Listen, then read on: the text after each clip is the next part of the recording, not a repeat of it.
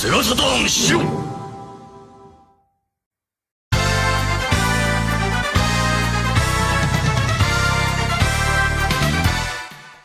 What's up, everybody? Shiro Show Friday. How's it going? How you doing, Pat? Good. Guys. What's waving? How's it going, people? How's it going, peeps? How's it going, everybody? How's it going? It's like Mission Impossible. Dan's like typing an article, and he's like, "Publish." you know when you those old movies in the '90s where you put the floppy disk in, and it's like copying the file, and somebody's coming with an Uzi to like end you, and you're just like, "It's almost copied." Then you eject it. Seconds to go. Install the virus. Install the virus. Need to get Dave on that good stress, the de-stress pills. Get him on some Zoloft. Well, I mean, it's crazy. Like, there's all these little digital buttons and levers that have to be pulled to make this thing go. So he's the tech dude. Doing it at the very last minute is living dangerously, but it's okay. Hey, I like to live dangerously. Sorry, I had stuff I was doing with my real job today for a while, and then we got jobs. I'm sure. I had a little time where I could have started writing my story earlier. I was just lazy, so I'm sorry. And then I was like, okay, I gotta crank out this, it's fine. It's roundup. So what we need is like a space for you to have like a closet. I don't know, something where you're like, it's like a little studio setup. I like that. Let's lock Dan in the closet and force him to write articles. It wasn't like the problem wasn't me like getting set up. Like I said, it took 5 minutes. It's just it was me not being able to be here in the chair for you to set me up because I was busy upstairs trying to get the article published. So that was all. But you got it, right? You got it published? What? You got it published, it's up right? there, yeah. Okay, let me refresh. Roundup just went up on the website. So hey, there it is. Check it out. Or hey, you even got a banner, too. It. Damn. Yeah, nice. I did a really simple, crappy banner with a black background. Sorry. Hey, that works. Better than nothing, I guess. That works. So I'm happy with that. We had to lay the blame where the blame is due. OBS is freaking garbage. Laying blame. Let's be real here. Oh my God, OBS make our lives OBS easier. is garbage. So I went ahead and added. There's more patrons, right? So I went ahead and added those names to the credits file, right? The text file, and then OBS cuts off. So it gets through the patrons and it gets through half of our Shiro shouts, and then just cuts off. This is a new fun little bug, and you can type it into the text field, or you can use a text file. Either way, it just doesn't want to do like the full credit sequence. So I basically had to get rid of our Shiro shouts and just do like the production credits at the end. So I got all of the patron people on there, and I got our production credits, but I had to get rid of the Shiro shouts because it's just until I can figure out OBS. So I don't know. Yeah, then again, what do you want from a free broadcasting software, right? Like, I guess. I'm sure that the people that work at news stations and stuff, you've seen the bloopers, the blooper reels and stuff. I'm sure they have their own. I mean, I'm not wearing pants right now, so. No, why? OBS often barely streams. Yeah. Scotty Mo, that is perfect. Often barely streams. I'll pay for a software that doesn't suck, but everyone wants multi-subscriptions for stuff like. Adobe wants I can't buy I love buying the Adobe stuff straight out because I totally bought it all the time. I never did anything illegal. But yeah, I like buying it straight out. But what I don't like is paying a subscription fee for it. That's a no-no. For sure. I don't want to pay that much money a month. I'd rather have it once and that's it. How about overly borked software, or I don't know. Every time it goes, do you want to update? I'm like, do I roll the dice, and not have Shiro Show work? No. Yeah, really. OBS stands for only the S word. As if we don't have enough technical difficulties already, without adding to that. So my favorite thing though. Hey guys, here's a fun thing you can do at home. If you use OBS, hit Control-Z and watch what happens. Oh, don't do it. It's a funny thing. Don't do it. It's a funny little trick. It's an Easter egg. Yeah. It's fun. I will say. It just completely borks your set. It does just not. Do that. It's funny. It does not work like Control-Z should work. Like you think. We've been trained to think that Control-Z means undo, but in OBS it means shuffle, and it's like shuffle everything all around. Yeah, just make the set awful. Just completely bork everything. Yeah. Who thought that was a good idea? Somebody somebody who's never used a PC before? Yeah, definitely. And I'm worried though. We can't even update it because every time it's an update, it's a roll of a dice. What's gonna break this time? what piece of set do we have to redesign now? Mm-hmm. So it's a roll of the dice when we do it. So that's why we don't like updating, because you never know what's going to mess up this time. Then again, how much easier would it be if we were all just sitting behind a desk together or on a couch together with one camera, single scene, right? Like, what we're doing is actually, like, shouldn't be possible, right? So what we're doing is pretty janky, actually, when you think about... Nobody else does it. No. The illusion works. Nobody, it looks nobody like I'm on even the couch tries. here. Oh, I lost my arms. Never mind. Yeah, I know, we need to... Darn it, that was what bad. did I do? I moved the whole camera scene. No, but we need to get you, like, landscape so that you can, you have your arms there, because...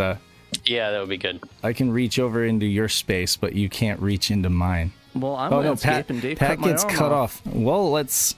You sliced my arm right off. I'll Well, now take I'm your whole gone. body Now out. you killed me.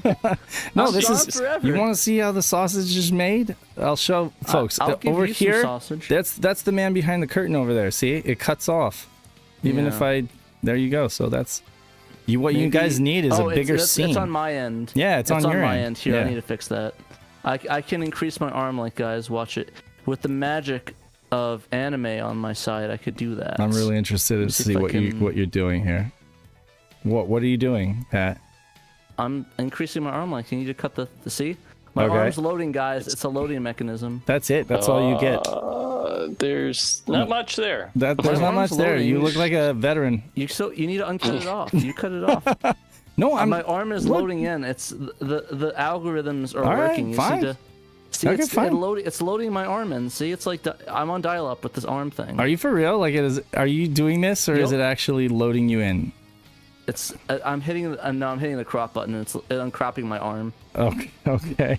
I just think it's funny. It's like my arm's downloading into the mainframe. Oh my It's God! Like downloading into the set, guys. everybody who's just happens to be listening to this on the back end, has no idea what's going on. No. Oh, sorry, my arm's I promise undownloading you, now, folks. sorry. I promise you, folks, that it's entertaining to watch. There we go. Now my arm. Okay, you can cut the rest of it off. This is as much as I can do. There we go. There we go. Now That works. I can pat Dan on the back. I can. You got some now I lost weird. my arm. There you go. You there got we some go. weird, The like, illusion is there. glitchy pixel Yeah, I don't know thing what's going on. over here. Yeah, I don't know.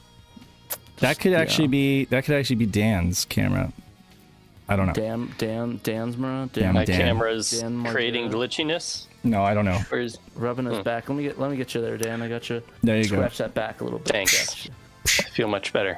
Anyway, yeah. Wow. Any Pat's on updates? us loading line by line like a Spectrum 128. That's guys actually wanna- how we're downloading. wanna see we're something? running this off a Spectrum. I got something. I got something. Do you ever pick up something that you totally don't need? And you know you don't need it, but you get it anyway? I did too. Let me actually get my thing too, but I'll let you do yours first, and then I'll get mine.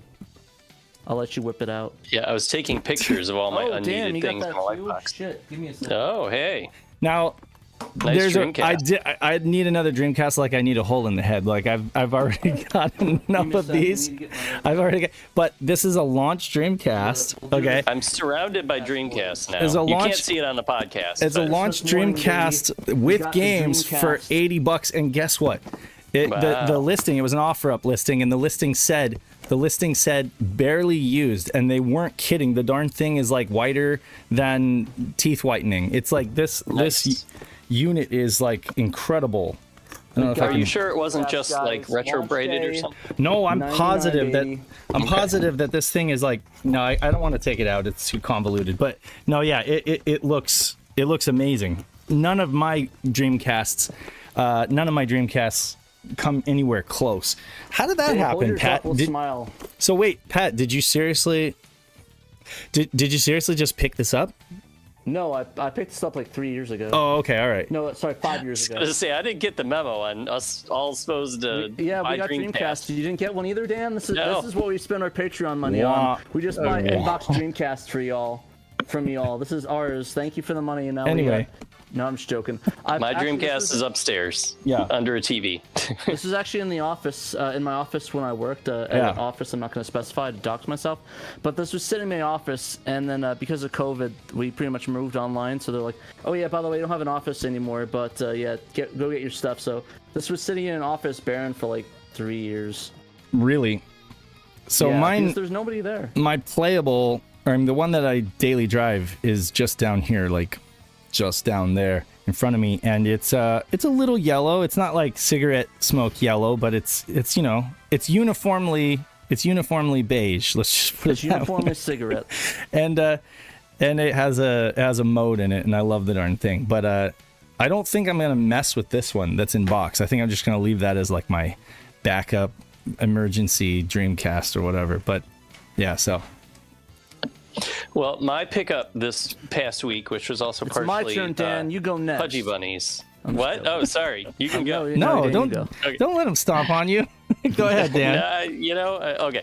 So You can go I don't have it with me for show and tell. I didn't bring it over here, but I got a little Nendoroid figure of the Sega Saturn, like anthropomorphized girl, which I did post a few photos, Pudgy Bunny posted a few photos in our SHIRO Discord, so you can check it out there. But she's pretty cool, and I really like that she comes with her own little Sega Saturn controller that you can put in her hands, and her own little tiny Sega Saturn that sits in front of her, and you can give her like a little face that looks like she's concentrating, or another face looks like she's getting all upset, probably because she just lost at Sega Rally. Okay. So yeah, it's pretty cool. Awesome. Cool. Do you have Yeah. like interchangeable faces, or is it just one little Yes. face expression? Yeah, Nendoroids always come with multiple faces, like faceplates you can kind of swap out. So you can kind of have them, maybe winking or looking angry or looking, cheeky or something, whatever. So that's one of the fun things about Nendoroids is they come with different arms and accessories and faces and whatnot. So you can kind of do all kinds of different poses. So Okay. yeah, they're pretty cool. And I got the Sega Saturn one. Nice. Can you show it on the set? I want to see it. I cannot because I don't have it Oh yeah. on me. I would have to get up Okay. to go grab it. Fair. Fair. We'll ask Pudgy Bunny if she can deliver the goods. Okay, that might be happening at the moment. If you That give me might be- five- Pudgy Bunny, deliver the goods. She's got delivery Well, it might service. not- float Sorry. in from Man, I Dave's need side to- here. Here we There we go. go. Okay, here we go. We're getting the goods. Oh, This Hey. is Sega Saturn, Sean. Oh, that I is suppose. cool. Yeah, like put it Bring way her up up to the front. camera a little bit. Nice. Yeah, I like her face. A little blurry. But yeah, we just kind of went with sort of I guess she's sort of, Balls. she looks like she's concentrating. She did have like a happier It's like face. she's but concentrating. yeah, we went with the one where she's like, I'm going to do real good at playing Virtua Fighter. And then she gets owned by whoever she's playing against. So, Me. oh, and here's the little Sega Saturn that she comes with, the little tiny accessory. So, Oh, cool. Yeah, it's fun. That's awesome. Yeah, very cool. Pat's making the my pickup. American Psycho face. Like, ooh. Nice. I need Yeah, to watch that nice. movie again. Yeah. Huey Lewis is what did he He's a say? friend Like of- he's like, I don't really go for. I like their early stuff. Exactly. Yeah. Try getting a reservation at Dorsey now, you son of a bitch. Or was it try to get something at Dorsey? I forgot what it said. Try to get a reservation at Dorsey. I forgot what he says at the end of it. But Oh, I forget. It was actually Genesis that he was like bagging on their early stuff. He's like, it was so esoteric, and he but I really like. What was the album that he really liked? The one with on Broadway. No, much later than that. don't remember. Duke. He was like Duke. Such a Dude, great really, album. That's the hot take. Yeah, that is a hot take. No, but in the 80s, it wasn't a hot take because everybody was like all about the more pop stuff that they were doing. Duke and On. Actually, but Duke has some great songs on it, arguably. Turn It On is really, really good. And also, listen to that one. what was that other song? It's the first track off of Duke. It's incredible. So actually, that's a pretty good album. That's the album I would say that is the turning point where they became not. So, Dave, yeah. What? you're saying that you agree with the crazy murderer I think I and am. his Well, opinions. No, Okay. I'm just saying Just that to it's a be good. I clear. agree that it's a good album. I don't agree that their earlier stuff is bad. I absolutely love or early esoteric. Genesis. Lies Down on Yeah. Broadway is their best album, and nobody can argue that with me ever. Because if they do, they're dumb. Selling England by the Dave. Pound. Selling England by the Pound or I don't Foxtrot. know. Either one of those. Foxtrot's good, but the thing is that the concept album sells me on it. Well, Like, no, I think the that's what Lamb really Lies Down sells on it. Broadway is phenomenal, but it's again, wasn't it the last album that Peter Gabriel was on? Yeah, and by that time they were fighting and stuff like that. I feel like there was like this bad synergy or whatever. I mean, bad the same juju. thing with Roger Waters. I mean, The Wall, that was like the second to last album he released with Pink Floyd before the final cut, which I don't count as an album because it's absolute garbage. Like, you can feel that. You can feel the discourse, even in Beatles, in like, what is it, Revolver? Or what would be the album where they were just really like at each other's throats? Not a White Album. The White Album is very disjointed. No, but that's still a great album. Even their bad albums are great. The things that so welcome to SHIRO Music Chat. Yeah, welcome to music stream. Oh, it's on RoboDate. Here's my someone mentioned Eva figure. I got the Oscar, but maybe I gotta get some different Oscars. You gotta get that Oscars. So, yeah, hopefully I'm not a robot now. Thanks, Scotty. You sound good. Okay. You sound good. Yeah, Pat, you need to buy that Ray figure with the long hair. She looks super cool. That was posted in chat the other day. You know, I'm not a big Ray Go with fan. Oscar. But I mean, the long hair looks cool though. Does she have the suit, the white suit, like from the 3.1 movie? I think she did. Yeah, it was like the 3.0 plus. Scully ETC is like, when do they talk about Saturn? We talk about Saturn when we talk about Saturn, son. So just so folks understand, we have 4 shows. We have the mainline podcast, which is just all Saturn every day, Saturn. Then we have Editor's Corner, which is Saturn and adjacent Saturn topics. Then we have the interview archive where we're interviewing like industry professionals and stuff. And then we have SHIRO Show, which is literally just shooting the shit about whatever, plus a little bit of Saturn and news and stuff thrown in. So yeah. I hope we get to the Saturn news. We've got a lot of it this week. We'll get there. We actually decided to skip it this week. So we could just get right into it if you want. I got one more update though. Okay, one more update. I didn't get to my thing.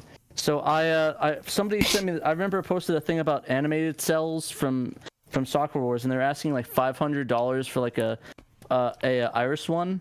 So some fan messaged me on Facebook saying, "Hey, they got these cells on eBay of her for pretty cheap." And I was like, "How much?" It was like 100. So that is cheap. I saw it in Yahoo Auctions, and I picked it up, and I got.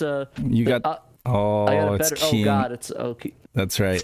Hold on a second. Hold on. Here, I'm gonna move it back, and I can fix it. No, it's cool. I can fix it for you for just a second. Here, check it out. Like that. There we go. Yeah. See, I got the. Oh, it's so bright. I'll put it like this. Favorite character, of course, Iris. It's a self Iris from the OVA. So yeah. It's actually like So basically, the way that cells work is they take a picture of it. Mm-hmm. They take a picture of the image, and this is what was on screen. So I have a piece of Soccer Wars history. This was what they took a picture of. So when you watch the OVA and you see her doing this pose, that's actually pretty cool. That actually is this shot that I own in my hand, and that is mine. Yeah, and 100, and that's not bad at all for animation frames. Those things go for crazy prices. Yeah, so I'm really happy I got it. Thank you, shout out the dude on the Anime Cell Collectors for posting that. I love Soccer Wars, and Iris is my favorite character, so thank you. I'm gonna get a proper frame for that, and I will put that on the wall and put that in the Soccer Wars collection next to the Dreamcast. The curator of fine art. Exactly. Let's talk about Gex, baby. Oh, you know what? I was gonna say, Memphis just reminded me. All of those Gex jokes that we told on the podcast were not our ideas. But I promise you, our ideas. I was just reading. I was just going through. What was it? I was just going through like an old GamePro issue, and there was a Gex article, and they had all of those, like Gexual healing. They had all of these like all of these innuendo jokes, and I was like, okay, so folks were making those jokes back in the 90s, but I promise you, we had the same idea, completely independent of that article. We don't steal jokes unless it's from Mega 64, in which case I guess it just really makes sense to make sexual jokes about Gex, I think is what it is. I mean, when you have something that rhymes with sex. We should come up with new ones. Like, what can we think of? Gexual chocolate. Oh God! We need to come up with new ones. Was it smoking after Gex? Let's see. What else we got? Uncensored Gex.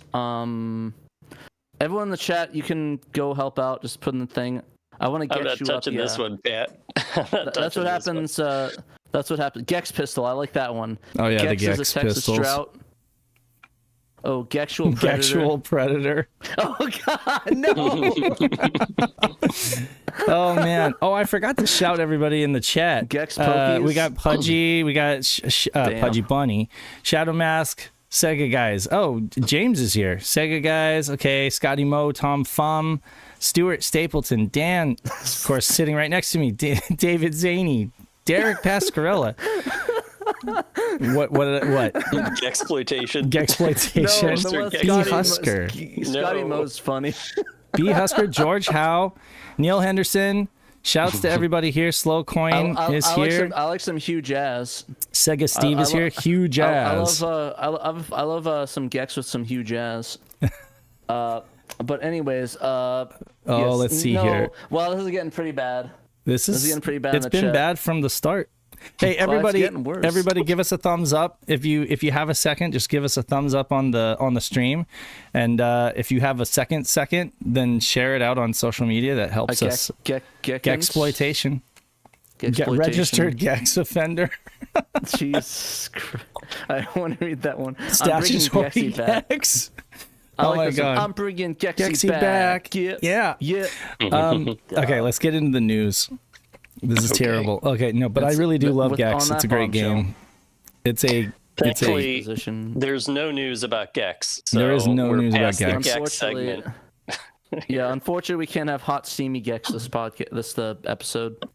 Well, I guess it's a podcast technically, but that's the thing. I don't know. Is this a pod? I guess it's a podcast. Once you upload it to Podbean, it is officially a podcast. Now, so here's the mind thing. So right now, as you're watching right now live, it's not a podcast, it's a show. But once you're listening to it now on the podcast, this is a podcast. But not now, but now. Later, now, but it'll be now for whenever you happen to. Now for the future, but not now for the thing. So when you listen to it now, and it's not Friday, August 4th, then it's then, but now it's now. Oh my gosh, have you guys used the new app run by Elon Musk called Gex? It would actually be much better if they called it Gex than just X. It'd be a more unique name, Gex at least. with an X. Yeah. And They're then actually one of my favorite albums by have you guys ever listened to something's going on with your curtain, Pat. I'm just gonna just do that, yeah. I'm just gonna fix it. What did you do? What did you just do? I cut it off. No, I want to fix my curtain. Okay, I'm fixing it on my end. This is perfect. Sorry about that. Yeah, this is the most unprofessional SHIRO show shenanigans that we've ever run. My arms. It's okay. Gone. All right. Anyway, ain't nobody got time to run a professional show. So Gex news. Gonna give it to you. What is our first news topic? Was it the Saturn switcher? No, the Cool Tune Translated. That's right, because that's after. Because Saturn switchers first, because that was posted on Monday. Oh, okay. Sorry about that. Okay, so this is an update to the Saturn switcher, which already existed. It's like a 20 no, pin. It's not an update. It's just it's a new batch. Is it gone already? No. Well, I checked right at the beginning of the show, and there were still 3 left. 3 left.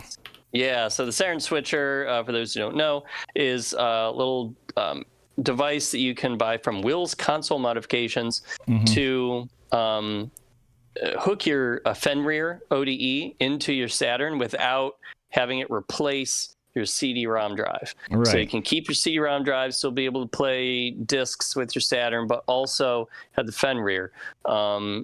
There's an installation video. I think I linked it in the story, maybe not. It's out there, but you have to kind of like put the Fenrir inside the housing of the Saturn in kind of a weird spot, and then the Saturn switcher kind of goes in the VCD slot where like a satiator would go, and that's where your SD card access will be. It has its own SD card slot back there. So anyway, the Saturn switcher, there are 2 different versions depending on what kind of Saturn you have, whether your Saturn connects its CD-ROM drive through 20 pins or 21 pins. And there used to be 2 different versions of the Fenrir for those 2 different numbers of pins as well. Of course, now there's a Fenrir Duo that can handle both numbers of pins. And when that Duo came out last year, I guess Will thought no one would want switchers anymore, but I think enough people bought the Fenrir before The the Duo original came one, out. right? That, yeah, one of the original 2 models of the Fenrir, that they still wanted switchers. There's still demand out there, Right. and he said as much. He's like, due to demand, this discontinued device is getting a new batch. So he made 45 more of the 20-pin kits and put them on sale this past week on Monday. And there was a ton of demand in the first 2 minutes. The first 2 minutes, they sold like half of the stock. And by within like 24 hours, I think they had sold all but 6 of them or something. And now, several days later, there's still 3 left. So I guess he close to judged, the demand there. He made 45, and seems like 42 people were willing to buy one within that first week.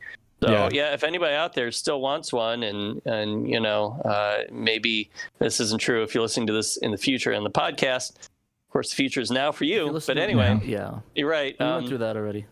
You can check their website, which we linked to in our story on the SHIRO website. And buy it from him. He sells it for, let me bring it back up. Was it 45 pounds, I think? I don't think I put it in the story, but yeah, I believe it's 45 pounds. Let me see here. British pounds. It is 45 pounds, whatever that's going to translate to in US dollars or wherever. Euros. Probably. Yeah. So So there you go. Fenrir. How much is Fenrir right now? Just curious. I think it's 120 for the Duo. Like 100 off the top of my head. 120 for the Duo. Add another 45 for this, because you could use this with the Duo, right? Because the Duo works with either. Yeah, I believe so. Right. I guess you could use this in 20-pin mode, baby. Okay, so essentially you get like $120 Fenrir, and you get this on top of it. That's still cheaper than a satiator for folks who want to kind of have the ODE and the ability to do CDs and have your VCD card slot empty. If you want to do MPEG games, which there's just a couple, but so arguably this is a lot of bang for your buck. $57. $57 is 45 euro pounds. So yeah, 57 plus what was it, like 120. About 170, 180 bucks. Right. So, and David Zaney says, I've been thinking about a mode. I mean, the mode works great too. With that, your VCD card is still free, so you could do, VCD card game, MPEG games, but then you really do not have a CD drive. So, I mean, again, if you have a broken if you just buy like a cheap broken Saturn, and you polish it up and everything like that and put a mode in there, the mode is pretty expensive too, right? Like the Fenrir is definitely the most economic option, I think, at this point, right? Yeah, it's economical, but there's quite a bit of issues. Honestly, this is gonna sound. No, I was gonna ask you that. I was gonna ask you, like, what are the things that folks should be aware of if they're gonna jump in on the Fenrir side? The software, the controls at the menu for that is pretty bad. Like, for some reason it'll just be blank for no reason. It'll just be blank, then you have to like hit a button and reset it a couple times, or like turn off and on the Saturn. Some peripherals do not really work well with it, so if you like put in your twin stick, it'll like go through different boot options, controllers. This is not just true for you. This is like other people have had reported these same issues. At least for me, I know that I think Knight said he had some issues like that as well. Although there is a really close cooperation with Fenrir and the Pseudo Saturn project, right? Like the Kai project. I'm actually not too familiar with that. I'm not sure, to be honest with you. I believe Pseudo Kai. So of course you could always just get a cart, right, and burn discs, right? Yeah. But I believe Pseudo Kai also has some tie-in support for Fenrir, for being able to like do cheats and stuff like that, and bunch of other stuff. I honestly can't say. I know like Private Eye would know, of course, and folks who are like really deep into the Fenrir side could probably drop comments here. But, I do want to point out that I think one of my issues might be that I'm using a card formatted to work with the satiator. which I don't think would be an issue, but maybe there's an issue with that. But like, I like the fact that it's like that, and it works like it with it. It just has those little issues, but I switch between both of them. I don't want to buy dedicated SD cards for both of them right now. So maybe it might work on a better format SD card, but like right now, I'm kind of toying with the idea of swapping the putting the drive back in and putting the Fenrir on my white Saturn, because I like the video output on the gray Saturn better with the mode. So it's an option I'm considering. Yeah, I honestly go ahead. Trying to run the math in my head again real quick. Yeah, it is about $120 US dollars for the Fenrir Duo, and it's about 60 for the switcher, so that would come to $180 before shipping. There might be some shipping costs, and I will say that the switcher does involve a little bit of work to get it all set up, I think. I there might be some soldering required. There's certainly some plugging in and, opening up your console and kind of getting wires through tight spaces. So, I would say the thing that folks need to be careful about the most is not ruining the ribbon cables. Be very careful about when you're attaching them. I think there might be one soldering point, which is not a big deal. But you do need a soldering iron and enough confidence to use it. So which isn't nothing for some people. And the satiator is plug and play and costs $260. So, that's 80 more bucks. Wait, then there's shipping too, right? Because it's $250. Wasn't it $250 and then shipping? Well, there's shipping costs for the other two things as well. Sure, that's true. But again, it just puts satiator's definitely like, if you need that, if you absolutely need to be able to use it in any Saturn, And again, like I said, I cannot overstate how important that was for us at a convention. But for like people who are just like gonna set it and forget it, daily drive kind of thing, might not be worth it. Might be worth it to get a Fenrir. What I can say is there are issues with every single ODE. Okay, Fenrir, mode, and satiator. I've had issues with all of them. I like them all. The satiator every once in a while just decides to not reboot for me, and then I have to sometimes it'll go to the multiplayer menu. I'll have to reboot again, or maybe it'll do like a black screen or something like that. I'm sure that it all really comes down to the SD card. I'm sure that it all really comes down to, because think about very sensitive. Think about the possibility for failure when you unplug the SD card, put it into your computer, copy something over to it, and you put it back in, right? Like there are several opportunities for failure there, or for variables for like not good contact or whatever, So, but either way, you're going to experience issues on all of them. But I'm impressed with all of them. Honestly, the mode was great for commercial games. I only had problems with homebrew stuff, really. But the mode, I was the one that had issues. Dave didn't. I don't think he did. Dave had issues with what? You said he had issues with the Fenrir. No. I haven't had issues with the Fenrir. I would say that was me that had the issues.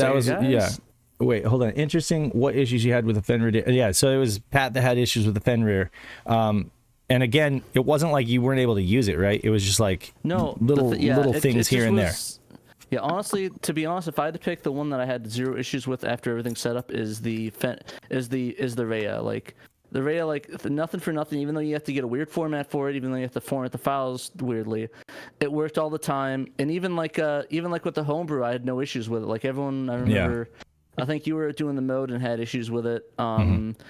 And like I was the only one that wasn't running into any issues on the Rhea, so it was like it worked perfectly. So if you want if the setup is annoying, but like if you want something that's going to be the best and you support everything, I definitely would recommend getting a Rhea or Phoebe if you really want that. If you can, I wouldn't even recommend that anymore, just because I don't think that they're readily available.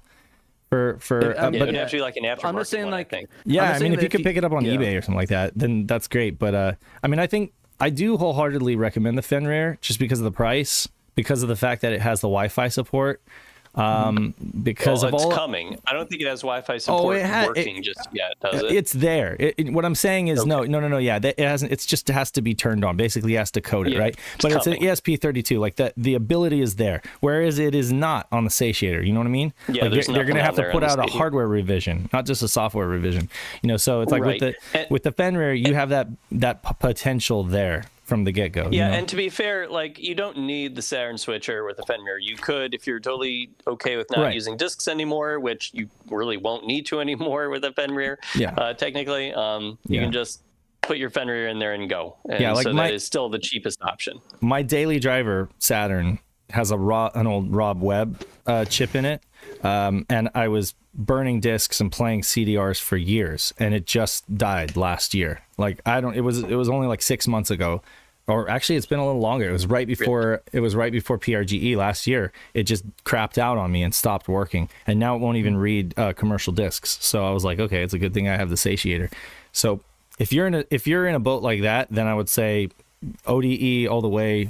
It's not going to make any difference if you have your CD drive still. But if you do have a good working CD drive and you want to be able to, play repros, or you want to be able to, I don't know, play, just use your original discs. For whatever reason, then there you go.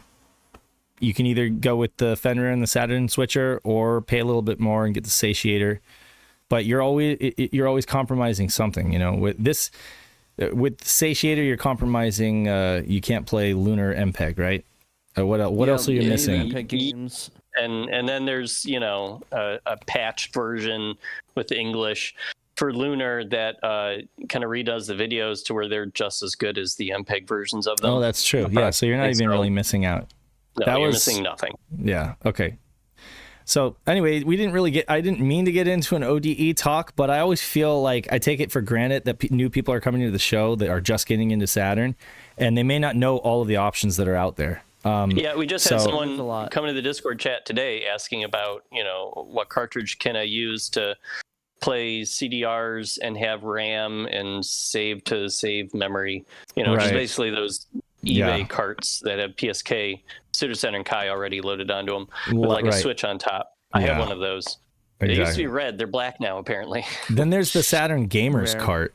You got the Saturn Gamers cart, which you have to go to a special website. You have to order it through email, but you get all of that functionality of a full-blown Kai cart, but you also get the ability to back up all your saves onto SD card. And very few of them are sold, though. They're kind of like a Phoebe and a Ray. It's like they get sold once in a blue moon. That's true, too. But, I mean, if you can get your hands on one of those, it's amazing to be able to use those for, what is it, that shoot-'em-up collection where you can, like, make your own shmups? Yeah, Dozemon. Dazemon 2. Yeah, and Dazemon. I mean, because the cool thing with that is there's a bunch of really awesome shmups that have been made by people over the past few decades that take up a lot of memory, right? And you can put those on the SD card and use them with that cart. So technically you can do that with a satiator as well. But it only works with like really small games for Dazemon 2. You can't, you can do that. Technically, you can do that with the backup RAM cart, the OEM backup RAM cart. You can put Dazemon 2 games on there, but you can't fit much, because those games are huge. You really need like an SD card to be able to do that. So, I'm gonna just skim right past SHIRO show last. Okay, go ahead. I just want to say that somebody said I believe there's a ROM cart collection that you can get where it's like all three of them on one ROM cart. So if you want to pick that up, you can. I think. I could remember seeing something like that, so it's an option.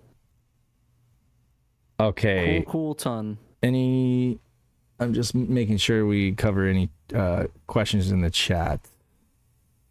Cart-based ODE looks interesting.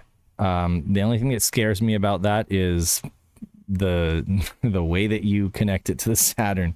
Those pins are so unreliable, it's a good point. The Saru, the Waska or the Saru cart has a lot of potential there. Although the cart slot doesn't instill confidence. And then, like I say, I was just trying to set up for Netlink the other day, and it booted into the Netlink menu, but I actually did not have I couldn't dial out. I couldn't actually initiate a dial sequence because one pin was off. I had to basically reseat the cart a couple of times and reboot the game several times until I could finally like dial out. So it just goes to show you, you could think that the cart is seated correctly, and if one pin is off, it could corrupt your data. Like it could corrupt your save. It would basically write a save that is incomplete or just not able to be read back, you know, because it's just corrupted data because one pin was not connected. So that's the real risk of trying to do anything with that cart slot. And we talked to John. I think we're going to cover this, so I'll just shut up now and we can talk about it later. But anyway, cool tune translated by our own Derek Pascarella, 18. Well, he's everybody's own, right? We all love the guy and call him our own. He is our. He's in the chat. He is in the chat right here. Yes. Sorry, you were here first, Derek. So you're. So we get ours, you. So. You're ours. Sorry about that. Fight us in court, Dreamcast Junkyard. That's I right. Dare you. That's right. For a Dreamcast loving dude, he sure hangs around the Saturn scene quite a bit. Exactly.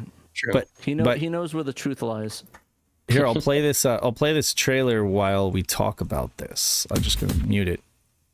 Actually, no, I play the audio. I wonder if I'm gonna get a copyright strike for this. Don't worry, we will. For no reason whatsoever, so it's all good. So I love the art style of this game. Like it reminds me of like it's the same Jet Set Radio style. It looks like. Oh yeah, the cell shaded animation. Speaking of which, this month Bomb Rush Cyberpunk's coming out August 18th. Yeah, spiritual successor to Jet Set Radio. I will be covering that on the show once that drops, and I'll be playing that because I'm. For anybody listening in the podcast, Cool Tune is a Dreamcast game. It's like a rhythm. Well, it's not a rhythm game, right? It technically is. It is. I would call it a rhythm. Yeah, it's a rhythm game for sure. It's okay. It's like a story. It's like a story-driven. It's a Dreamcast game that Derek and a few others translated and put out a patch for last week. I think it was now. Right. He dropped it Friday night. And it reminds me of the Vocaloid games. The vocal, yeah, like the Hatsune Miku stuff. Hatsune Miku stuff, yeah. Hatsune Miku. Kind of, yeah, like a precursor to that. Well, okay, so basically, what do I start first? He started working on this a year ago. August 10th is when he announced it. So it's been a year, almost. And, finally brought it to fruition with Neo Geo Pocket link cable functionality, which is amazing. And you got the artwork on the VMU, and you got widescreen mode he's brought us. And yeah, essentially, and even a fix for PAL consoles with SCART Composite, basically fixing a sync issue on that. So I mean, like, really, really spared no expense with this translation. And had a few folks helping him. Kargadin for the translation, Popomoko, and then of course for editing was Kargadin, Popomoko, James Tochio, aka GG Dreamcast. Playtesting was Popomoko, James Tochio, and then Derek, of course, and then UV for the graphics, I guess. Oh, and special thanks to Nanashi. I'm not sure what they did, but special thanks. Essentially, this is a dancing game, like a dancing rhythm game, and you have like these flitzes, I guess. Isn't that what it is? Like it's called like a flitz, where you're like pulling off different like dance moves and stuff like that. And you have like a little. It's almost like a.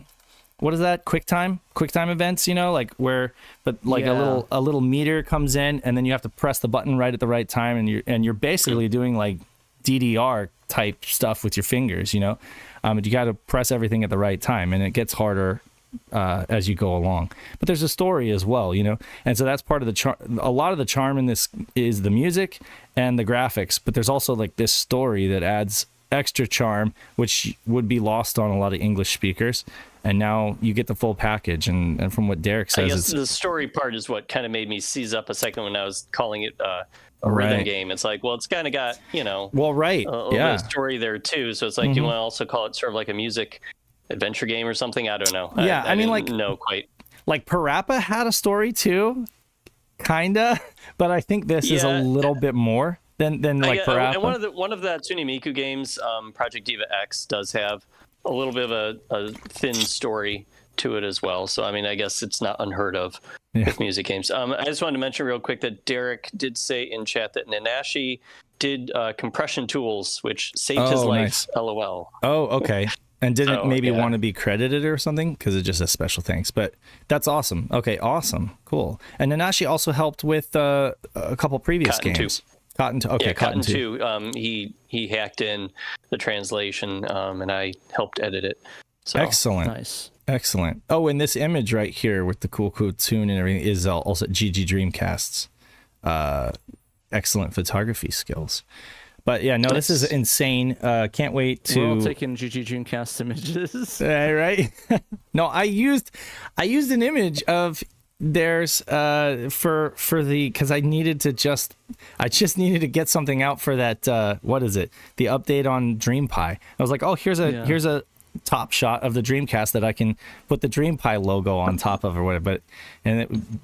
I ended up changing the image, and they were totally cool about it. They were really cool. They were like, oh, maybe you guys can use my artwork for like a book or a magazine or whatever. So that's really cool. I'd be down. But yeah, I definitely didn't mean to like yoink someone's image. I just found it shared on social media and didn't know that it was theirs. But anyway. It's all good. I do hope that I agree with James. I hope that Derek does Sega Gaga someday. That would be amazing. Yeah, I want to play some Sega Gaga. I thought somebody was working on Sega Gaga. I think there's a team. Yeah, maybe. I don't know. That's what working on that. I think we were talking about that a couple episodes ago, and somebody said somebody was working on it, but I haven't actually heard. I don't know who that is. Well, if anybody wants to download the cool tune translation, we do have it linked in our article on the SHIRO website. So check it out. Enjoy it. Thank Derek, aka A-Team, Derek Pasquale, aka and his team in our show. Yes, and his team. Yep. Maybe they should just call it the A-Team. Or no, wait. If you can find them, that already is A-Team. Now I just want to do an edit where it's like all the staff like on like all the scenes. Who do we make Derek? Who do you think Derek? I kind of want him to be Mad Murdock because Mad Murdock's the greatest character on that show. Watch, I'm gonna make him. Is it Mad Murdock? Is that the one that does Derek the is peeking over your shoulder here. I keep forgetting. If anybody knows who Mad Murdock, he's the guy who plays Barkley on TNG as well. So that's why I always find it funny seeing him there because it's like he plays such a wimpy character in that show, and then he plays like an outrageous one in A-Team. It's really funny. You should have dropped it on Wednesday though, Derek, and say on Wednesdays we play pink. Pretty in pink, and I'm watch that again. This little speech bubble looks like a sperm. I'm not gonna lie.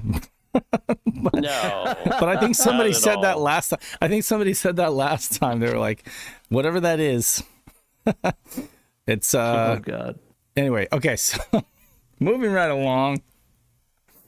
There's a Gex joke in there somewhere. There's a Gex joke in there somewhere. If you have enough Gex, you can get get that speech bubble. Pink sperm, I guess. Yeah, so Pat and I sat down with John Linneman of DF Retro, of Digital Foundry and the DF Retro series to just talk games and 32-bit console idiosyncrasies, weird rendering things, we didn't get too deep into the technical weeds. I would say it was more of an introductory cast because John said he was interested in doing more of these. So folks, definitely let us know if there are like specific things that you'd like us to ask him in like a round 2, and we could get more technical with the questions for John in terms of what weird things consoles are doing and stuff like that, because that's kind of like his that's kind of his wheelhouse is basically taking very deep looks at the skeletons behind games and like what the systems are actually doing or what is impressive and why it's impressive. His Road Rash series is coming soon. His doc on Road Rash is coming soon, and that's going to be great. And he has hinted to me, he has been doing a lot of research on Gex, on the original Gex, and he's shared some insight with me that I should correct myself. I've been saying that Gex looks better on the 3DO, And it does. It does look better, but it's not because of why I thought, which is that I thought that the 3DO had like a different color bit depth or whatever. No, it's actually because they changed the art assets. They did some really weird, cranking to the art assets for the PlayStation and the Saturn version to where they like bloomed all the whites and crushed all the blacks and got rid of the dithering, and just the detail is lost. Like a lot of the art assets, yes, the game has more contrast and it maybe like pops a little bit more. And I'm not sure, maybe they did that for CRTs or whatever, but it told me it looks terrible. Like Gex on the 3DO is as good as it gets in terms of like visuals, but in terms of performance, you definitely get a boost in performance from the PlayStation and the Saturn versions, and you get better control on the Saturn at least. Controller on the PlayStation sucks, but and I'm not gonna. But I mean, yeah. So and you lose saves because on the Saturn and PlayStation passwords. They just opted for passwords, which John said he was actually happy to have because he could just zoom around and capture footage from those versions without having to actually work his way through the games again. But yeah. It does, and I'm hoping that he does end up doing a series on that, so I can finally not feel like I'm crazy thinking one looks better than the other crazy. Side by side. I know I'm crazy anyway. But yeah, one of the things I did like talking about is that he worked on that new game RZ, the Jewel of Faramore, the spiritual successor of Zelda CDI, which I really was excited about because I think that game looks like a lot of fun, and they actually have a lot of nods to the other CDI games, and here's the kicker: they made this one good.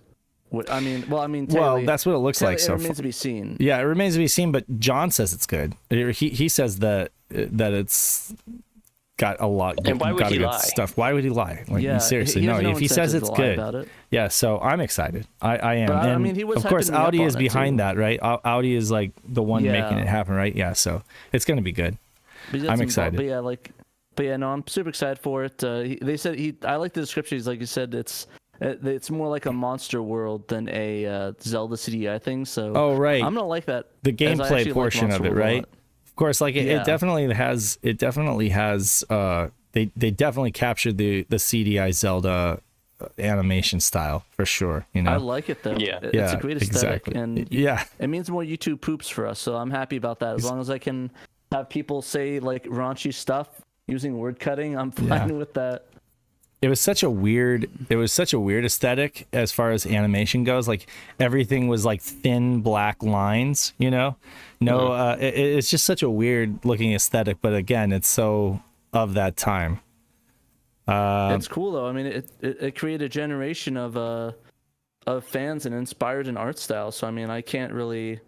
Like as bad as it is, like I'm just happy of what it does, and I'm glad that even bad games, like I mean, even I'm hearing hype for Plumbers Don't Wear Ties, which spoilers, somebody in the community did work on that. I won't say who unless they want to talk about it in the chat. But Isaac Jamia says would be nice to investigate more of that playable build of Shenmue on Sega Saturn. We're trying. Though, I mean, like it's not playable for us. I don't think. Yeah, if anybody just get their hands on it, you know, then we would definitely tear it apart for sure. Yeah, playable builds never come out. We just have that video from the Xbox version. Exactly, which could have been if it's even on Saturn. Yeah. Yeah, exactly. So I don't know. It remains to be seen. SSG believes that it's out there. I was talking to him, and he spoke to somebody who claimed they had it. I mean, I believe that he probably saw something. I don't know. It's just I think it's like any of those things, like Sacred Pools, or if you watch Hard for Games, you see they've got like Zelda 64 Space World stuff coming out that like all these years later. It's out there. I'm sure somebody has it. I'm sure of the many copies that were made, because he made a copy, or went on record saying that he made a copy for everyone on the team. I don't think every single copy was destroyed. There must be a copy out there. It really just comes down to like, can anybody share that? Crazy things have happened. I mean, they have They found playable builds of Conqueror 12 Tales, the original intention on the N64. There's another game, I think they released Dinosaur Planet. The demo for that got leaked out. Yeah, before it turned into Star Fox. Yeah, and then there's another one I forgot. There's another rare one that they unveiled or showed off on that's a playable state. Yeah. But they're not probably gonna release those ever. But considering it's out there. Yeah, considering how far they got, with you could see from the footage that they got all the way through, the Kowloon. They got through Kowloon. They got through Bailu Village. That's basically the first 2 games, right? And again, I don't know if those scenes are disjointed and not edited together, or if they were just working on different scenes, kind of non-linearly. It's possible that it's all weird disjointed demos strung together. But either way, I think that right there is the white whale. That's the thing that Saturn fans want to see the most come to light, right? Well, that and Virtua Fighter 3. That and Virtua Fighter 3. Well, but the thing is with Virtua Fighter 3, we have even less proof that ever actually, you know what I mean? I guess. Even the screenshots that are out there, people say are fake. That they're not actually, we may not actually have real screenshots of it, but didn't Yu Suzuki himself say in interviews at the time that they were working on it? So I think we have proof that it existed in some form at some point. Right. Just we've never. I'm not saying it doesn't exist. I'm saying we have even less to go off of with that. Whereas there is definitely something very tangible out there. There's a tangible Saturn Shenmue out there that's just waiting to be unearthed or shared by somebody who's sitting on it. Virtua Fighter 3 was completed for the Saturn. It was ready to ship, and Sega of Japan, I don't know if this story is true, but supposedly Sega of Japan was no, we're about to launch the Dreamcast with a port of Virtua Fighter 3 that we had Genki do. Right. So we don't want that to compete with the Saturn version. So no, we're not going to ship your Saturn version that you just spent months or years working on. Which probably made Yu Suzuki a little mad, but I bet. But it's out there for sure.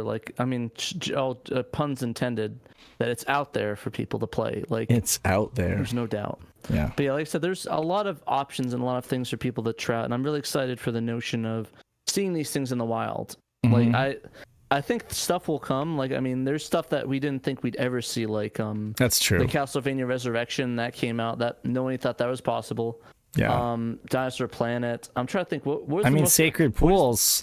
It was just a couple pictures. It was just a couple pictures. Whether or not you think it's a good game or not, we never thought we would actually get it. Although we didn't even know that we did have it because it was under that Rebellion. Yeah. Name, Rebellion, different name. Exactly. Yeah. No, that was crazy too. Did we know? Yeah. So it's I don't know. What do you guys think is probably the craziest thing that they found that you never expected them to find? Like demo wise for you guys. Well, betas. We for a while there. Okay, so maybe 5 years ago, I would have been really, really impressed with Sonic Extreme being unearthed, right? And I would say that I still being able to play the original demo would be great, but the fact that the community has come in and kind of filled the void with working approximations of that, XL2 did an amazing job replicating the Metal Sonic battle, and then Voxel did an amazing job giving us the closest thing to being able to play that demo at E3 96.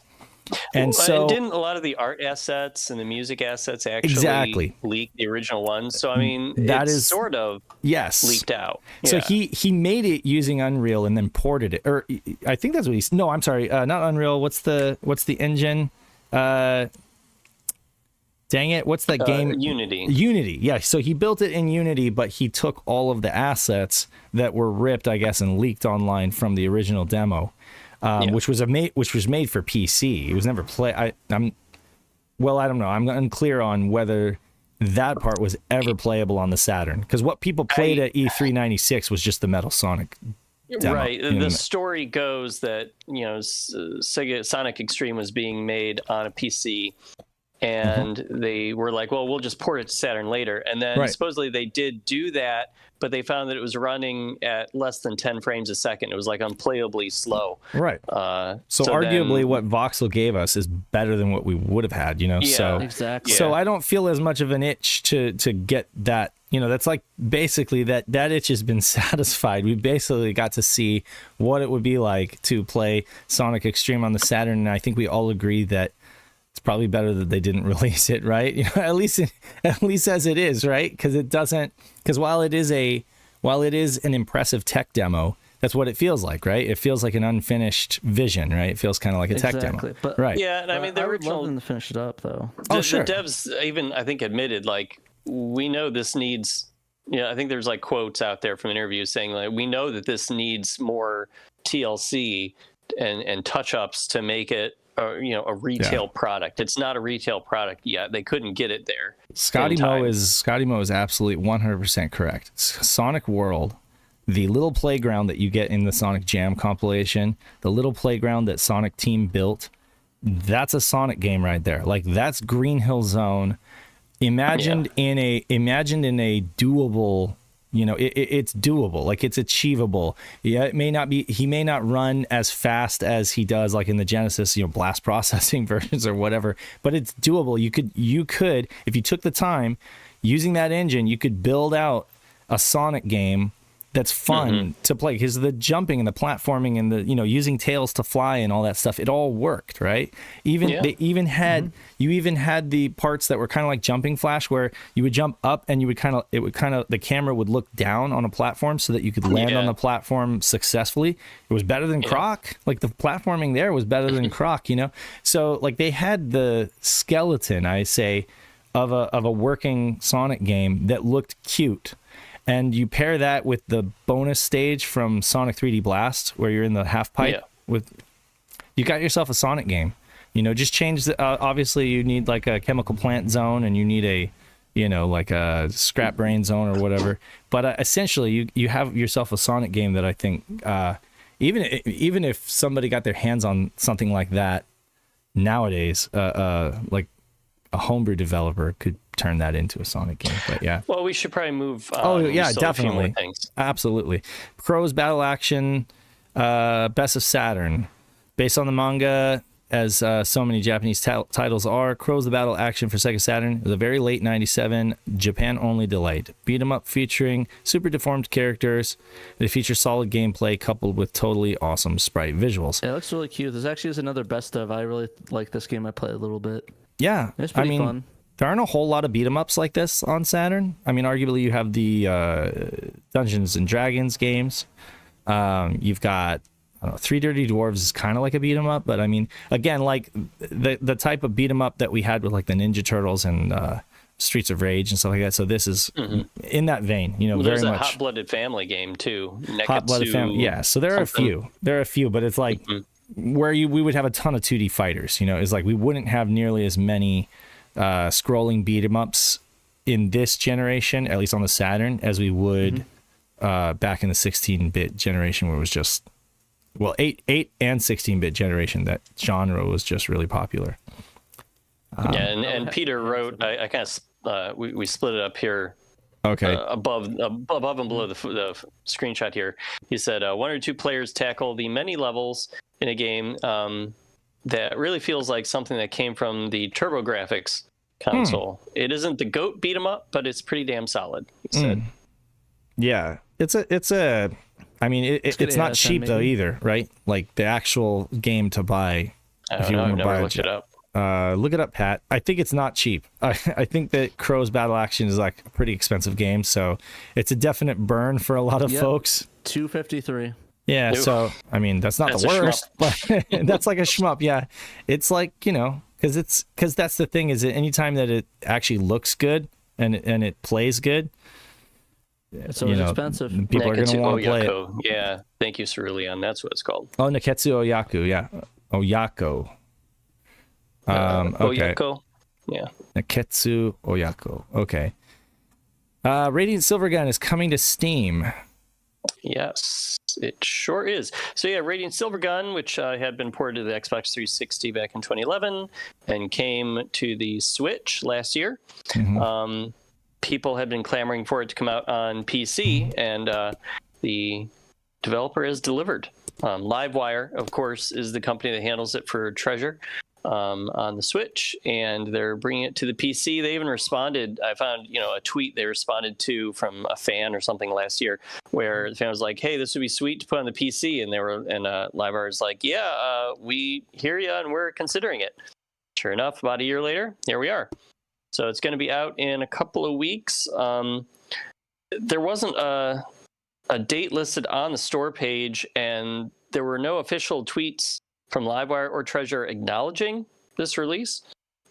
There's just a store page on Steam, but Gameatsu, who maybe got a press release sent to them, I'm not sure, they reported that the release date is going to be August 18th.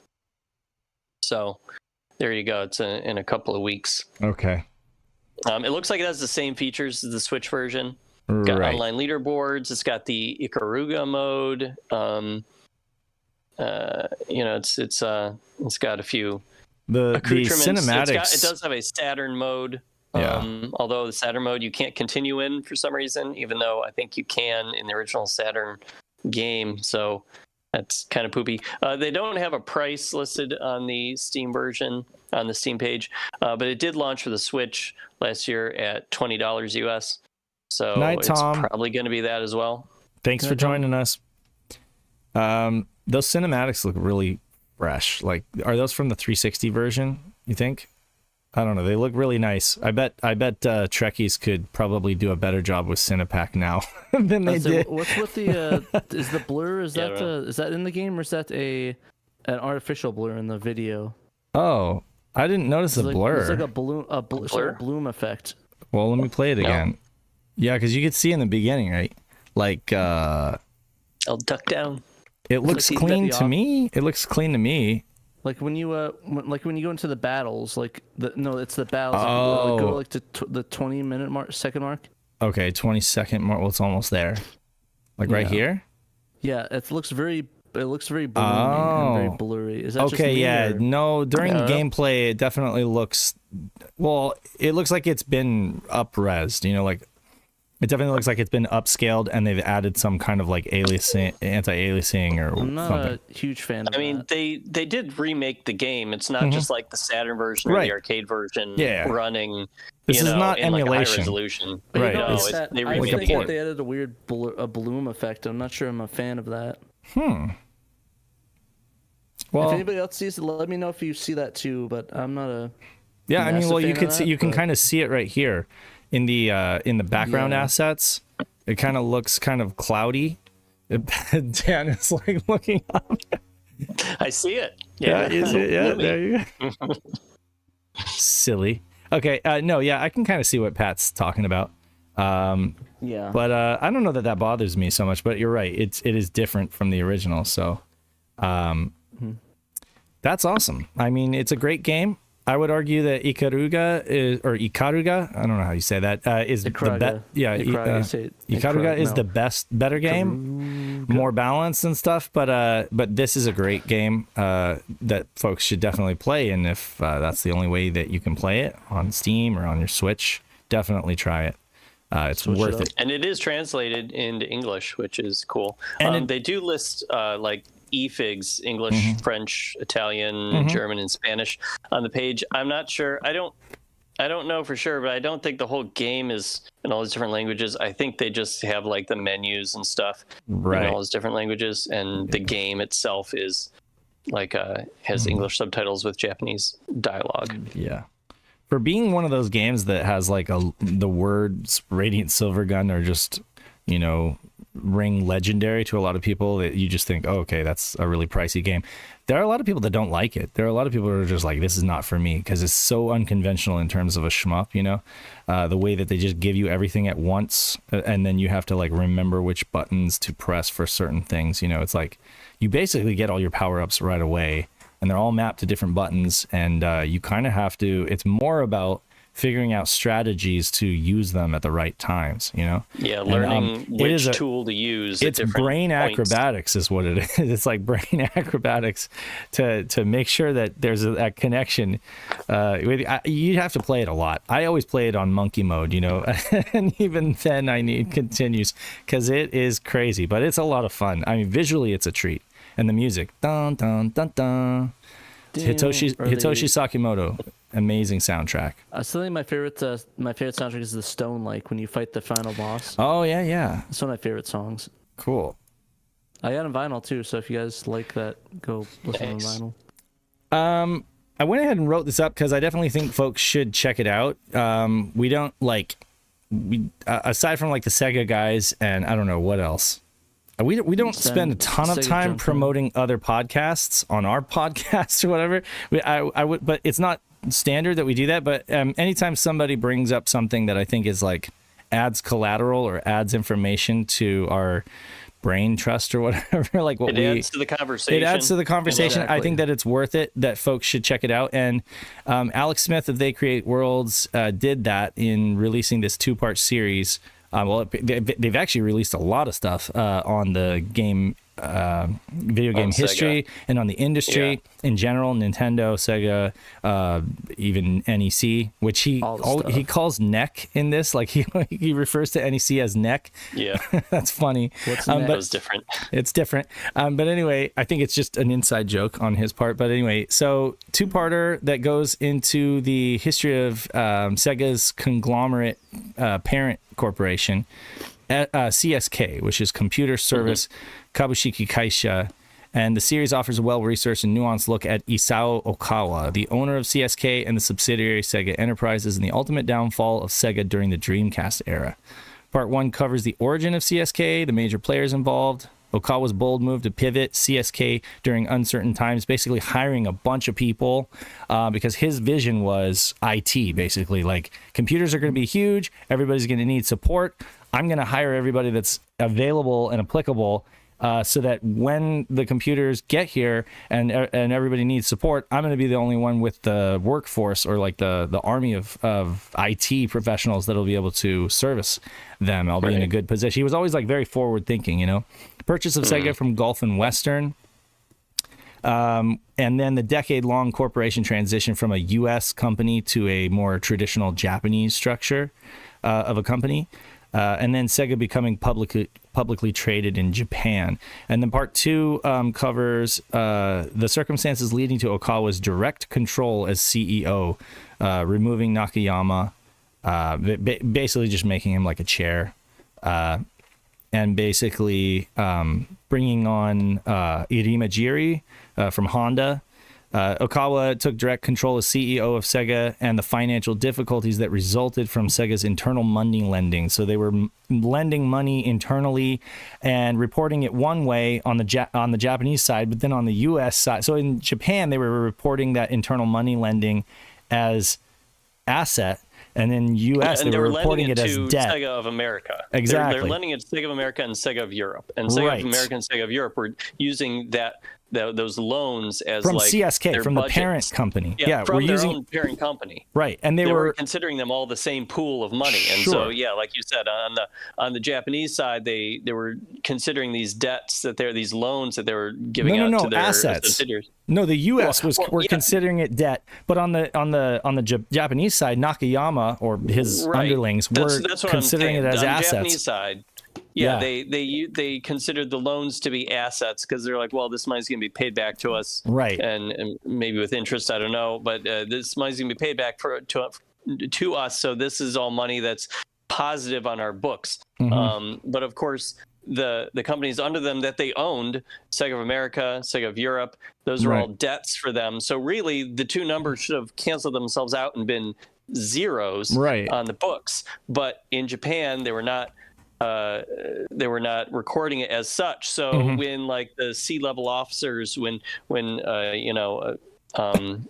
they would check the books or get reports on how they're doing, they'd see all these assets and be like, oh, we're doing great. We're in the black. Yeah. You know, and then finally when they made some changes in the mid 90s, right around the time that, the Saturn is doing poorly and Tom Klinsky gets the boot, they start switching to more the consolidated accounting, as they say in the podcast here, about, okay, well, we're going to consider everyone's money, including our subsidiaries, as the same pool. And that's when they realize, oh, we are actually in so much debt. We're nowhere near in the black. And so that's when you see, the line graphs of Sega's profitability suddenly drop through the floor astronomically. Exactly. Yeah, and it's really just because they started doing their bookkeeping in a more sensible way. Right. And now at that time, he had already had a strained relationship with Nakayama because they disagreed on certain like fundamental things. Like they just fundamentally disagreed on the direction of the company.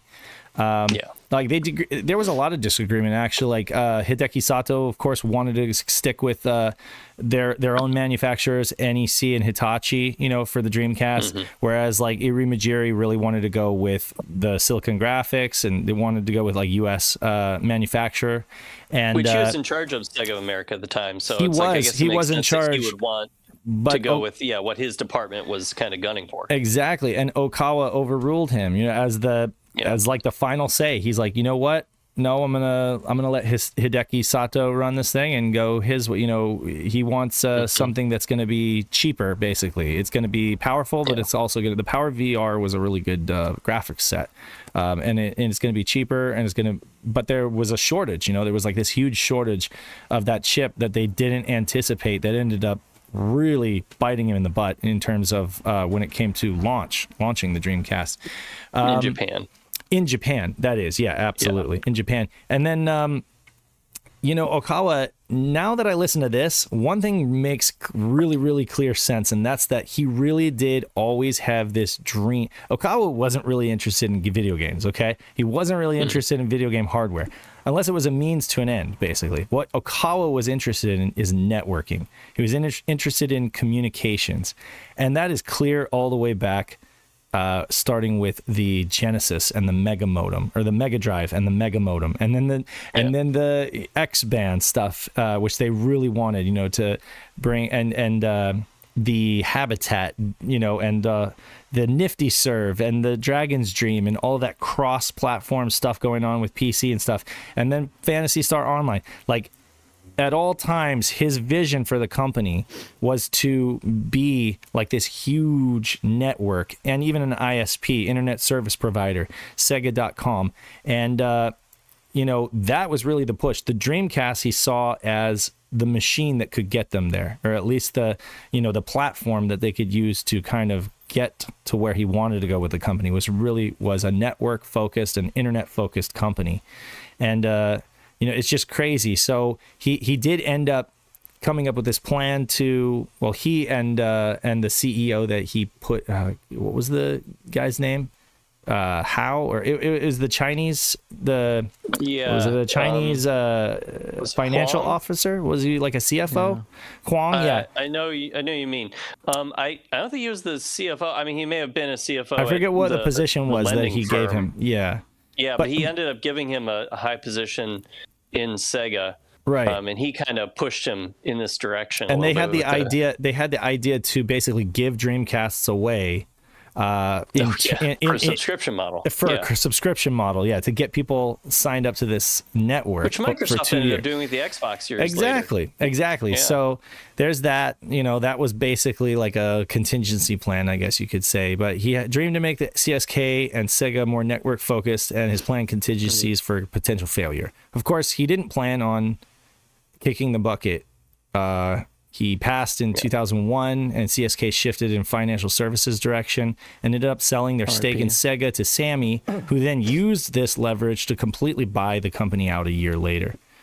And we can all shed a tear for that. Yeah, it's a good article. You can check it on the site. It has links to the podcast, and it's probably a huge trip. Set aside some time on the table. Definitely. Well, they weren't that long. They were like an hour and a half. Each episode was an hour and a half. That's long to me. I don't know. Yeah, well, okay. That's like a dedicated, like a couple. It's the length of this podcast. Sure. Yeah. You got and you can't be like. I mean, if you're doing dishes or laundry, that's perfect. But if you're trying to like listen to this while you're at work or something like that, you're probably only going to catch every other thing. So you do kind of have to pay attention. You do need to focus in on it. You don't have to take notes, but it's definitely like, it's dense. Yeah, it's dense. And, Alex, the format of their podcast really is there's two guys, but Alex Smith is really like, he just basically presents all the information. And every once in a while, the other dude, who I forget his name, he chimes in with some color commentary or whatnot. But and I believe he's the one who kind of does like the social media stuff for the cast. But essentially, he claims that his information is derived from rare primary sources, including little studied trade publications, personal papers, collections, and oral history interviews with designers and executives, many of whom have never told their stories before. He did say during the podcast that a lot of his stuff is machine translated. So there, whenever he mentions something is machine translated, you kind of have to take it with a grain of salt, because as we all know, machine translation is pretty good these days, but it's not completely infallible, especially when it comes to Japanese and context. Context is everything. And there are little tiny, cultural differences that can definitely make the meaning change. I mean, those machine translators could just choose the completely wrong word for something because it doesn't understand the context. So right, exactly. Yeah, you do need to kind of be careful with it. Yeah. Well, we probably should move on to the news because we're I think we have 7 minutes left. Up against it. Let's do it. This is all Dan, so I'll scroll and you talk, Dan. All right, rapid fire. We've got a news roundup that I typed up as the show is about to start. Our first smaller story here is that the main Mister build got a little Saturn-related update, but it doesn't actually have any change for the end user just yet, because it is code that changes something in the main Mister build, but it won't actually do anything until the Saturn core is updated. So you got to think that's coming soon.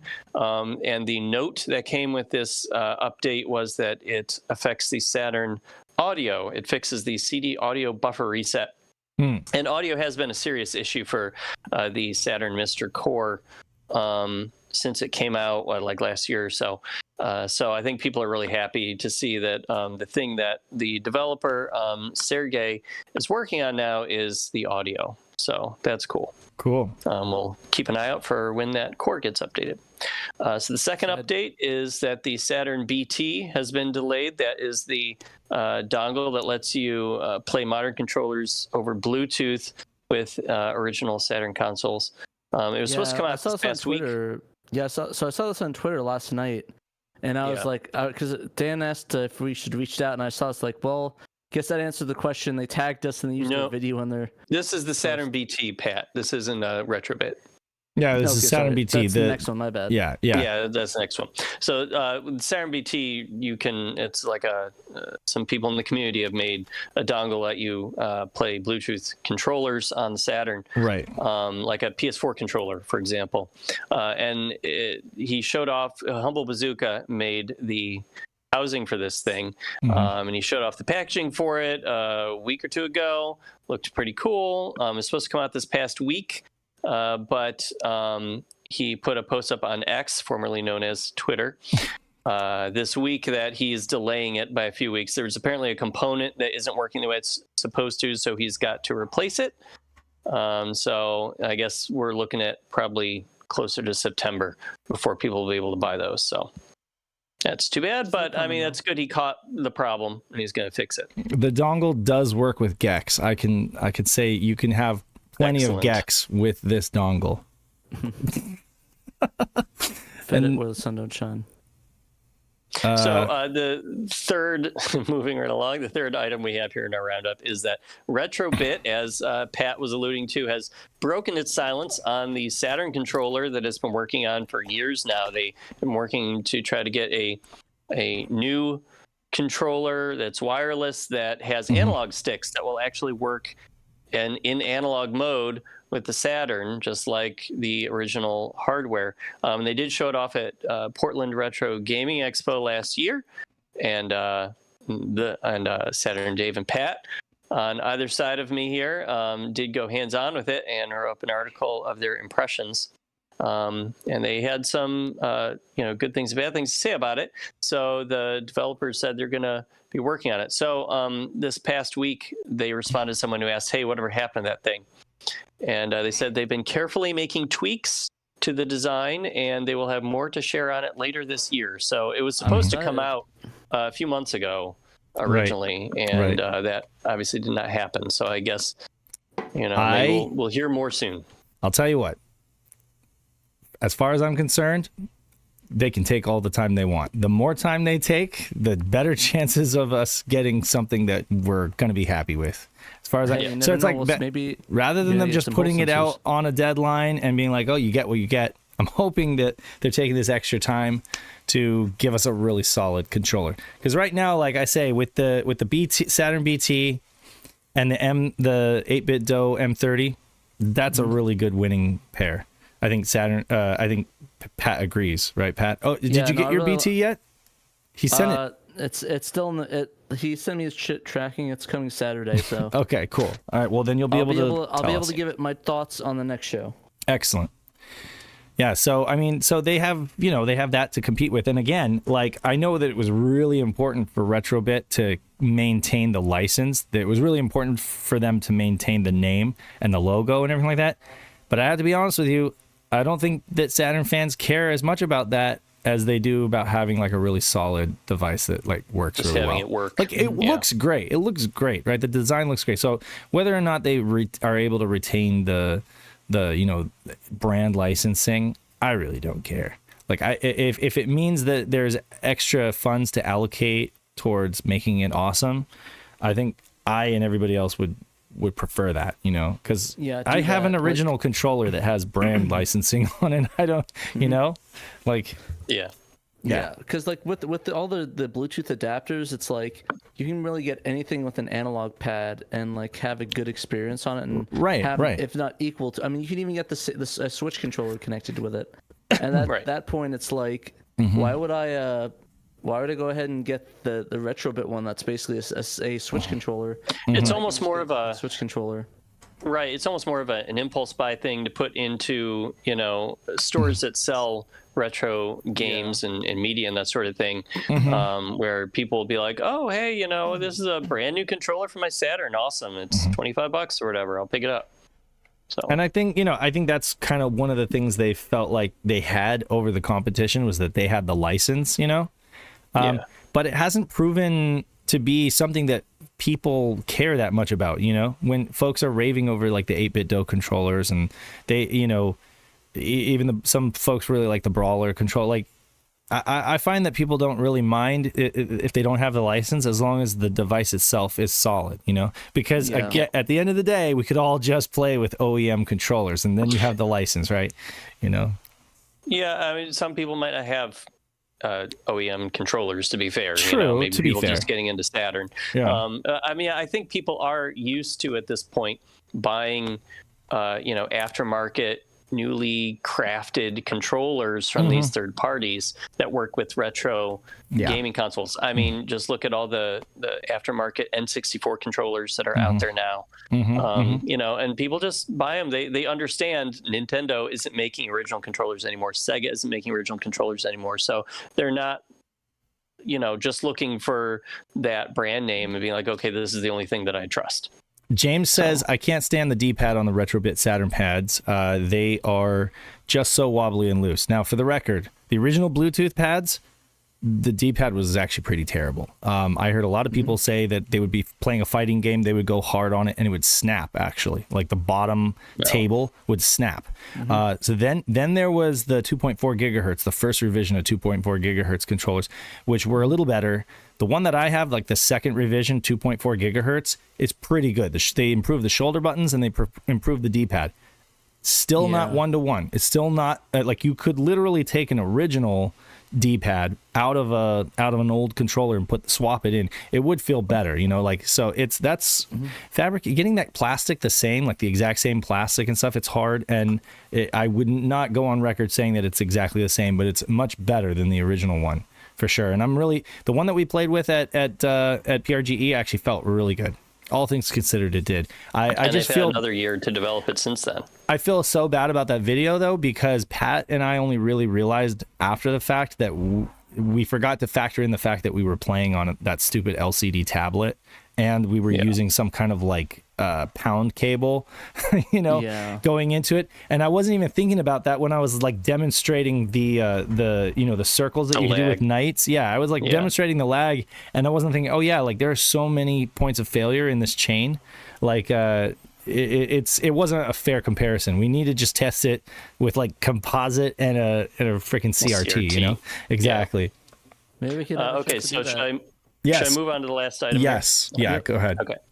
So the last news roundup item we have here is that Peter Moore blames the Saturn for the Dreamcast failure. So IGN put up a story on Monday, and it was headlined, How Dreamcast Killed Sega's Hardware Reign, which is quite the headline. So they kind of retell the story of the Dreamcast failure. Great. We needed that again. And so Peter Moore, who of course used to be the COO and president of Sega of America for much of the Dreamcast's short lifespan. And we love him. He did a great job. Yeah.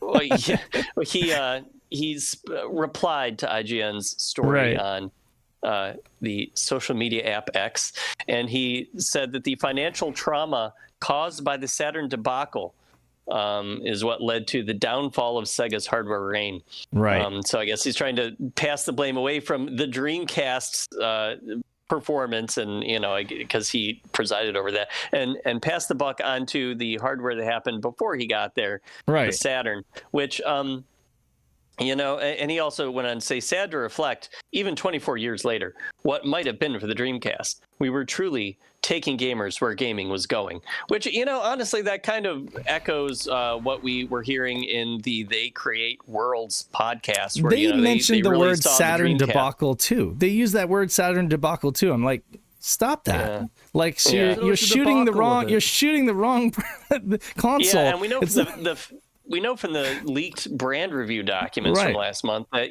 there were a lot more factors than just the Saturn didn't do well, the Saturn didn't sell well. Well, they also were sitting on millions and millions of dollars of unsold Genesis and 32X stock. Consoles and games and peripherals. Saturn, and they were dumping money into games that never came out, like Sacred Pools. Or the NFL Microprose game that never came out. So they did a lot of things to screw themselves with the money. And of course the podcast was talking about how they were counting debt as assets on the Japanese side. So they weren't even making good decisions in the Japanese side. They got 99 problems, but the Saturn ain't one. I'm telling you, seriously. Well, the Saturn was one, but only one. Not the Saturn was the best-selling console in Japan. The Saturn was amazing. The Saturn wasn't responsible for how terrible they mismanaged the company in the West. It was seriously, you cannot, if you just remove the Saturn from the if you just take it for what it is as a machine, there's nothing wrong with it. It plays great games. The marketing sucked. The timeline sucked. The fact that they wouldn't listen to Japan and launch it when they wanted to sucked. So many things were mismanaged about this. I know James will agree with me on this, right? But the Saturn itself, the machine, is not really the problem, Sure. The people. Even John, when we were talking to John, you could talk about the memory bus contention or whatever, all that garbage. But at the end of the day, people like Yu Suzuki and even Lobotomy and stuff like that can make great games on this thing. What they need is time and support, which they didn't get. And that's not really the hardware's fault. That's them not being able to do that because they've got their hand in too many other pies, or they got their fingers in too many other holes in the dam, How much more money could they put into marketing the Saturn and making it a bigger success? It's not the amount of money. Dividing their marketing money among the Pico and the Genesis and, all the Game Gear years after it's been relevant. It's not how much money they spent. It's how they spent the money, I think. Well, that's what I'm saying. They could have put their marketing money all into the Saturn, their current gen console, rather than putting into all these other things. And they really could have focused on ads that would have actually resonated with kids instead of all that weird, 90s. The weird shit. Weird. It was weird. Try hard comedy stuff. It's trying all to be weird and strange, funny. Again, on the record, we all love it now. Ironically, we all, it's memorable, it's funny, it's cringy. It's great for memes, creamy 3D graphics, right? But at the end of the day, how many Saturns did that sell? Obviously not a lot, Or to none. But they had killer advertising in Japan, where the Saturn was the number one, for contender on the 32-bit for a while, And then, of course, we know the story, that Sony put out, Sony caught up with Final Fantasy because they really, really focused heavily on those RPGs, which were insanely popular in Japan. And that was a console seller, honestly, Final Fantasy. That was huge for Nintendo losing that franchise, honestly. That's the other thing. Nintendo really, it wasn't like they weren't hurting either during that time. Nintendo definitely was a third, if not second, really, only because of the Saturn. It just was not doing well. Yeah, the 32X, Niels Henderson says the 32X has a lot to answer for. For years in the Discord, Trekkies has been like railing on the 32X and saying, no, like, you really can't understate just how much they shouldn't have released that console. And I've always been kind of like, it sucked, and they shouldn't release it, but it wasn't that big of a deal. And boy, was I wrong. Like, seriously, the 32X and the Nomad never should have happened. I know Dan from Sega Guys believes that the Nomad should have happened, that it's the Game Gear that shouldn't have happened, and the Nomad should have been the one that they ended up putting out as like a handheld version of the last system, that it would have sold well. I think that's one theory that kind of works, but again, under the circumstances, they shouldn't have released it. Under the actual circumstances, it never should have been released. It's just another thing that they had to spend money on development and resources, teams to make games for it, and then advertising and all that crap, and it just was like flushing money down the toilet. Nomad for Father's Day. Right. That's funny. All right. Well, that's that.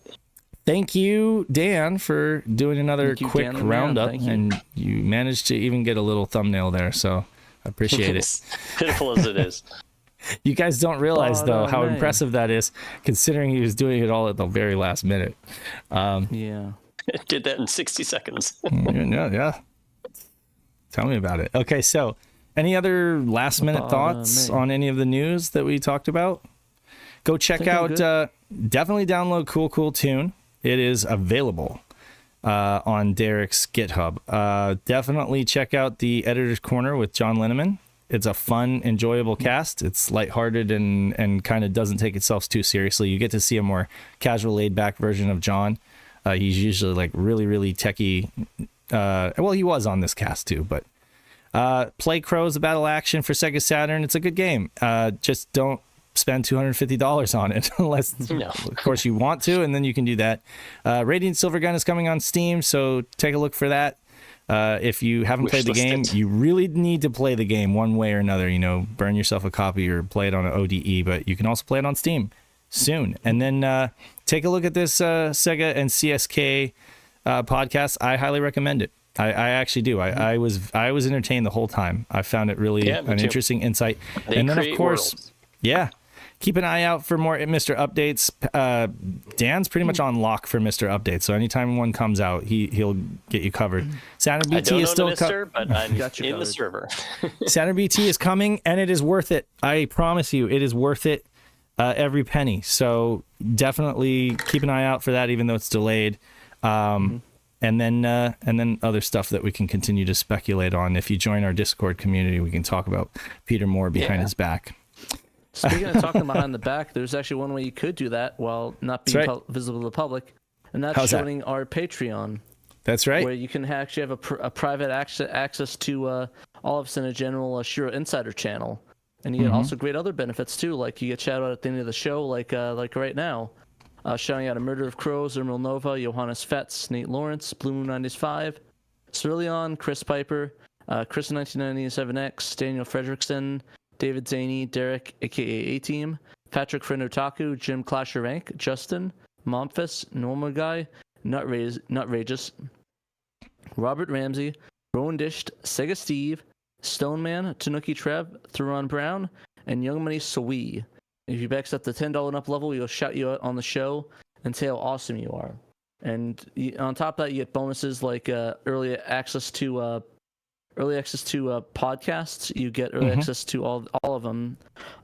You get early access to Pandemonium videos. And you also get the beta fan translations by Malenko. So you get currently we have Terra Fantastica, and we also have Super Bomberman Fight that's in beta testing. So if you want to try that out, you can go download them now. Right. That's not a paywall. That's just early access, right? Because these things will be released to the public. Yeah. So you'll get early access to betas, which is a fun little perk, and we thank those guys for donating that for that reward. I guess that's great. What else? So they can buy merch. Every time I say is Moose Tracks. Every time I hear that name, I think of that dumb ICP song. It's like that great Malenko song. So. Yeah. You can buy some merch. What you can buy merch. Nothing new, but it is new that we have merch available here on YouTube. So through spring. So if you're watching this video, I don't know if it works on a phone, but if you're on a computer or if you look at any of our other videos, you should be able to access some of our merch from our spring shop. Yeah, I don't see it during the live stream here, but I know when you click on a video on demand, just a regular YouTube video. On our channel, you'll see it right below the video. Some T-shirts and stuff that you can buy, so that's pretty cool. James wants an "I got 99 problems, but the Saturn ain't one" shirt. Oh my god! I just want to give. I might get sued over actually using that. No. What were we gonna say? I want to give an anti-shout to YouTube. I hate how the login button is right next to the sign, or the Switch account button is right next to the sign out button. I have to re-log into all of my accounts again because I actually hit sign out. Oh, that's amazing. Confirmation, and I have 6 accounts. So yes. thank you YouTube for not for fixing that. So thank you very much. I really, oh my god, really love that when I have to log into all my accounts over and over again because of that. So massive shout outs, and a bunch of 2-factors too. So yep, there you go. Phone spam. All the 2-factors.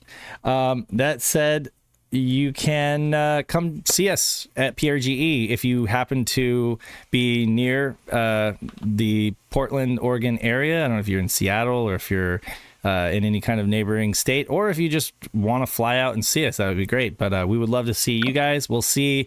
We're going to see a couple folks from the Saturn community, in addition to Seven Shades, developer extraordinaire of CubeCat. We're going to hang with him. And we're Captain Hodden. We are going to be at PRGE. We are not running the Saturn Lounge this year, but it sounds like we will have a table. We'll be able to do meet and greet and hang out with folks, and maybe we'll go out to dinner one night or something like that. We definitely do a group dinner hangout. Yeah, definitely just want to have fun, and we're gonna have a panel there. So I think we're gonna be talking about translations, like notable translations and homebrew, which is a lot. It seemed like it was the most popular segment of our talk last year, which is reasons to own a Saturn in 2023. I think this time we'll really delve deep into all the different translations and homebrew that folks can enjoy. So that'll be fun. Nice. Because believe it or not, as much as we take it for granted here, the same, 300, 500 people that watch the SHIRO show on a weekly basis, you guys are definitely plugged in.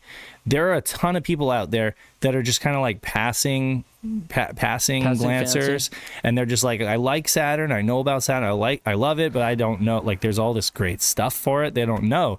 So I often take that for granted because I eat, sleep, and breathe Saturn. But there's a lot of people out there that don't realize there's tons of great English translations out there. So that's part of what we're gonna do, is bring that information to folks. And I believe we're going to be partnering with Sega Steve, who is right here in the chat. He's going to graciously allow us some table space at his table, which is appropriate. I want to be a table buddy with him because I like Sega Steve a lot. Right, and he has all that great merchandise, and you're yoink. We're going to get first dibs, so hopefully you guys don't want anything. Yes. But Sega guys said that we'd love to come. That would love to have us at a UK retro convention.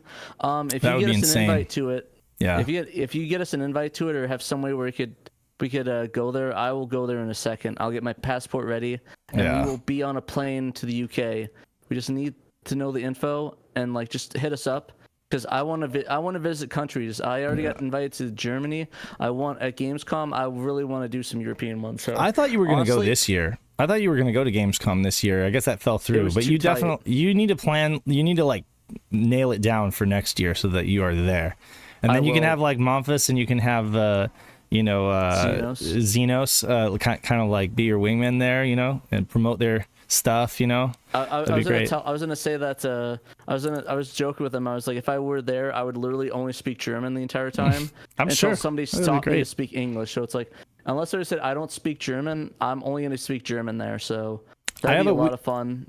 I have a really close family friend that lives in Edinburgh, and we are we're overdue for a trip to Edinburgh to visit them and their new baby. So I might actually, and I've asked the wife, I was like, we need to book a trip to the UK so that we can see them. And then there's a bunch of other people from the junkyard and from Sega guys and stuff like that I want to see. Let me know when you're doing that. I'll sync it up, and that way I won't. Obviously I won't go see the baby with you. Well, that would be rad though. Yeah, no, if you could do that, that would be rad. We do tourist stuff together. We go see go to the sex shops there. Yeah. Or sorry, the Gex shops. The sex shops. Yeah. What was some of the sex shops? Oh my god! There? Without the context. Yeah. It's gonna be like, just go to the sex shop with me and Dave. We're gonna have a good time. Yeah. Just us dudes being dudes. But no, I think it'd be a lot of fun, especially if we do it around a con. Where we go to the con, we can have a reason to go there. So hit us up. Australia would be cool. Australia con, invite us. We'll go.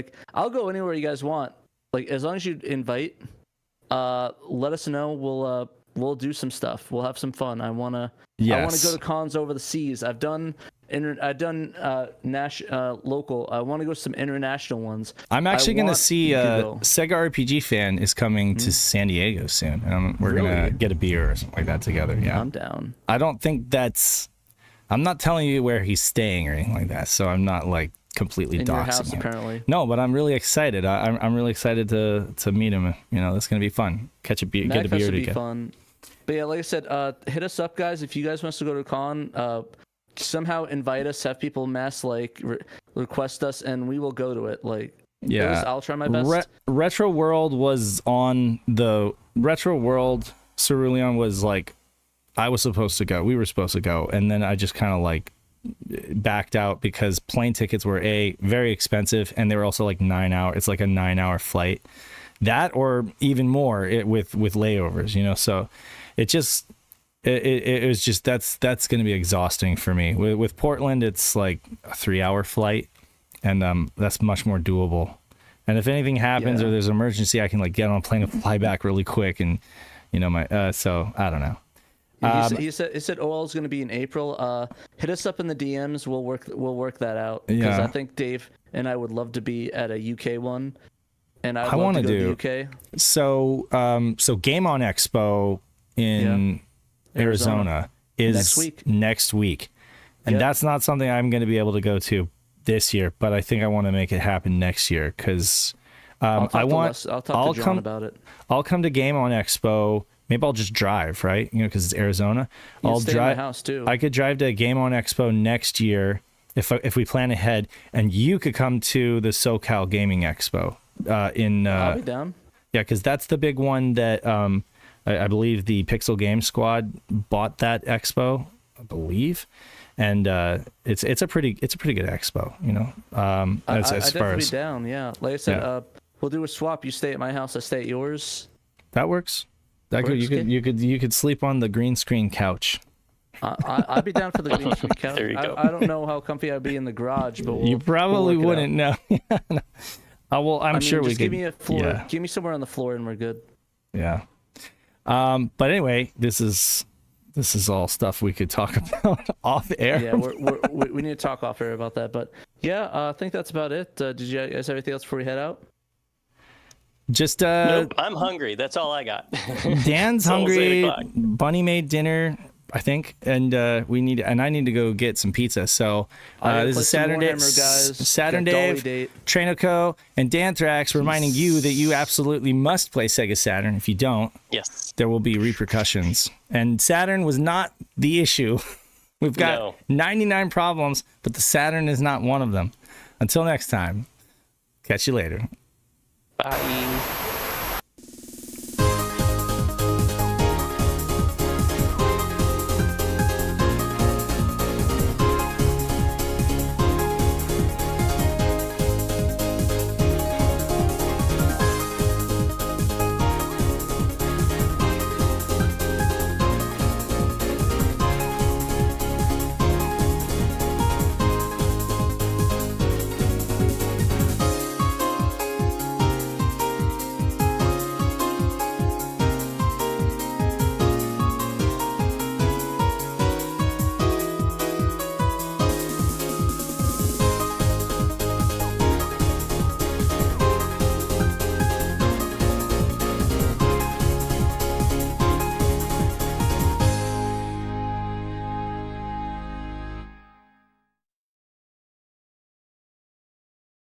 セガサターンしろ